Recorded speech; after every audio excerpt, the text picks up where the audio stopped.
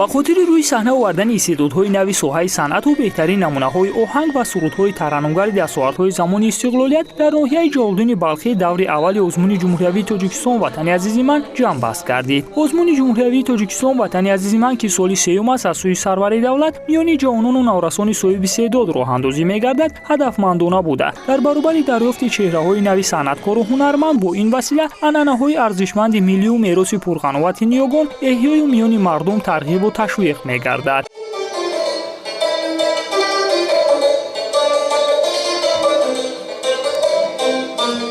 باید گفت رفتی آزمون در ناحیه مذکور نشان داد که داوطلبان واسطه سن و سال و اختصاص میخواهند اشتراکچی آزمون باشند و هنر خویش را پیشکش ساکنان ناحیه و اهل نشست گردانند. شرکت کردن و با یک مهارت بلند نزد اعضای حکمان هنر والای خود را نشان دادن اشتراکچیان آزمون جمهوری تاجیکستان وطن عزیز من در ناحیه جلالدین بلخی از آن گواهی میداد که مردم ناحیه فرهنگ دوست و هنرمند و با تیاری خوب به آزمون حاضر گشتند.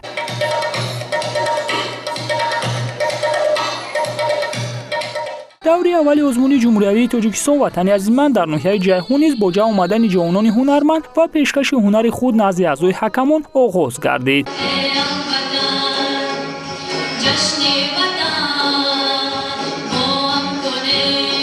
ساز و نوا آوازخوانان خوش‌صدا ترانه‌های دلنشین و جهد و تلاش داوطلبان آزمون امروزه در ناحیه بازگوی از آن بود که هر یک از اشتراکچیان می‌خواهند هنر والای خود را نشان دهند و به دور دیگر راه یابند. در این آزمون جوانان هنرمند از تمام گوشه و کنار ناحیه جمع آمده هنر و مهارت خویش را نشان دادند، زیرا هر یک از اشتراکچیان خوب می‌دانستند که شرکت کردن در آزمون مذکور و هنرنمایی نمودن برای آنها امکانیت خوبی است. در واقع تشکیل این آزمون نه تنها در دل جوانان بلکه نسل کلانسال نیز محبت به وطن و سیقل دادن هنر و ملکه خویش و احیای فرهنگ بای و غنی ملت تاجیک را زنده گردانیدن است، زیرا شرکت خرد و بزرگ ناحیه با دستاویز در این آزمون خود گوینده حال است.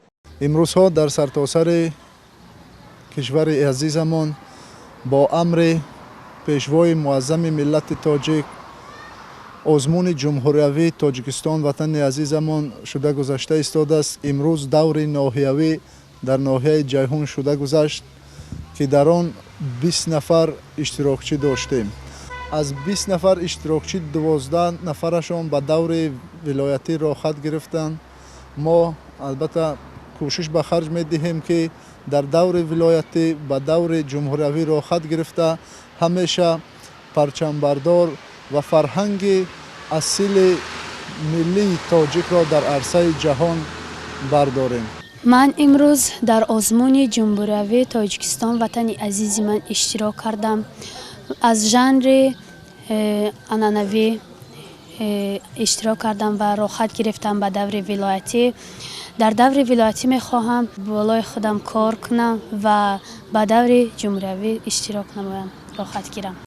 با گفته مسئولین چوربینی در آزمون امروزه اساساً آنها شرکت ورزیدند که هنر و مهارت بلند دارند، اما برای استعداد خود را معرفی کردن و پیشکش مردم گردانیدن امکانیت نداشتند. آزمون امروزه باشد برای آنها یک شرایط خوبی را فراهم آورد تا خود را معرفی کرده سزاوار جایهای نمایان و راه خط به دورهای بعدی بگیرند.